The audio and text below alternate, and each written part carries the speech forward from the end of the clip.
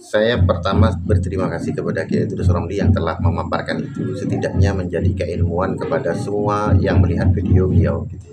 Dan itu sangat-sangat bagus. Sampai hari ini saya pribadi belum membahas Wali Songo ke atas. Selama ini saya biasanya selalu membahas Wali Songo ke bawah, menghindari Wali Songo ke atas karena saya menghormati semua gitu ya, semua pendapat-pendapat yang ada sambil lalu saya mengkaji. Nah, termasuk daripada video yang telah disampaikan oleh Kiai Idrus Romli itu sangat penting bagi saya sebagai referensi perbandingan nanti. Assalamualaikum warahmatullahi wabarakatuh. Nah, video ini saya buat khusus untuk beliau Al-Alim Kiai Haji Idrus Romli. Di video terbarunya itu, apakah Wali Songo itu dari Ba'alawi atau dari Al-Hasani? Nah, ini video ini bagi saya Kiai Idrus Romli ini di dalam membuat video ini sangat-sangat bagus. Di dalam penyampaiannya tidak lagi seperti kemarin emosi dengan nyebut orang lain dungu gitu ya. Kalau yang ini sudah bagus karena di ranah rujukan data ya, di ranah keilmuan, sehingga saya perlu menanggapi. Kalau video kemarin yang bilang dungu-dungu itu saya tidak akan tanggapi karena itu sudah emosional itu, dan itu kurang baik bagi Kiai Idrus Romli sebagai sosok seorang ulama. Jadi beliau ya harus sabar gitu ya. Ya, ini sebagai juga sesama muslim harus saling mengingatkan. Nah, apa yang disampaikan oleh Kiai Idrus Romli itu, ada pertanyaan saya begini. Sebelum nanti saya sampaikan, ada manuskripnya juga ya, akan menjadi satu bagian dari video ini insya Allah nanti. Kalau nanti akan saya cari dulu manuskripnya. Pertanyaannya begini, kalau memang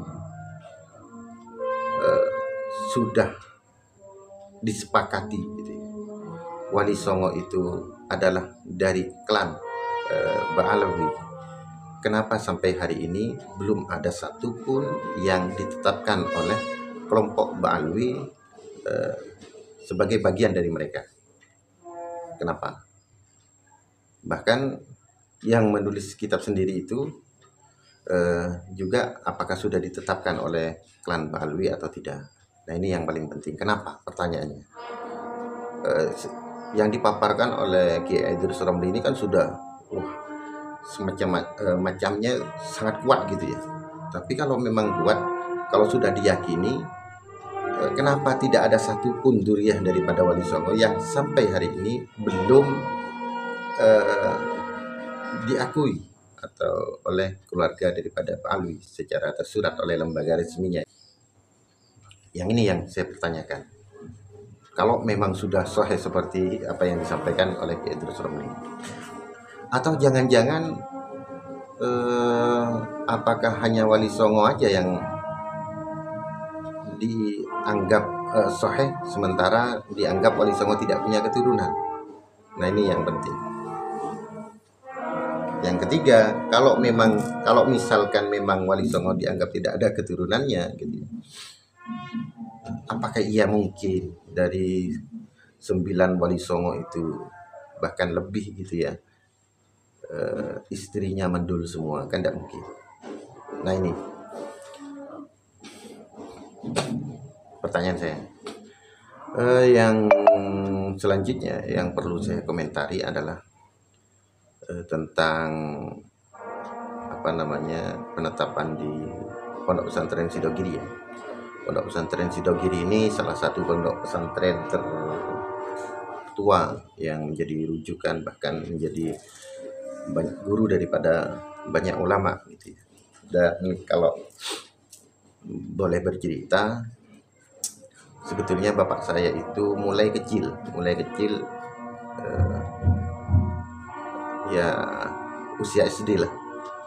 Bapak saya itu tinggal bersama Nyai Mas Gondang, istri daripada Kiai Haji Nawawi. Jadi bapak saya itu sejak usia SD itu dibawa supir truk gitu ya, dibawa supir truk. Kemudian karena bapak itu ditemukan di jalan oleh supir truk itu ketika beliau minggat dari rumahnya. Ketika itu beliau jual es lilin gitu. Dimarahi oleh kakek karena uangnya habis, es lilinnya habis, dimarahi. Kemudian bapak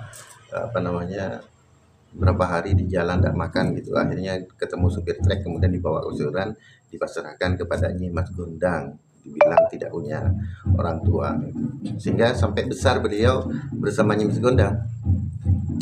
Bahkan oleh Nyai Mas Gondang ini bapak saya ini sampai dinikahkan 2 kali di daerah Rembang, Ngabar dan Ngempin. Istri pertamanya di Ngabar, kemudian Virok sama Nyi Mas Gondang, kemudian dinikahkan lagi di Ngempin. Nah, ini cerita tentang Sidogiri. Nah, kalau memang sudah ditetapkan di Sidogiri gitu ya, kenapa Masyayikh Sidogiri sampai sekarang belum ada penetapan misalkan dari Ba'alwi, klan Ba'alwi, bahwa beliau adalah bagian dari keluarga beliau? Itu yang saya pertanyakan ya. Saya pertama berterima kasih kepada Kiai Idrus Romli yang telah memaparkan itu, setidaknya menjadi keilmuan kepada semua yang melihat video beliau gitu. Dan itu sangat-sangat bagus. Sampai hari ini saya pribadi belum membahas Wali Songo ke atas. Selama ini saya biasanya selalu membahas Wali Songo ke bawah, menghindari Wali Songo ke atas, karena saya menghormati semua gitu ya, semua pendapat-pendapat yang ada, sambil lalu saya mengkaji. Nah, termasuk daripada video yang telah disampaikan oleh Kiai Idrus Romli itu sangat penting bagi saya sebagai referensi perbandingan nanti ya.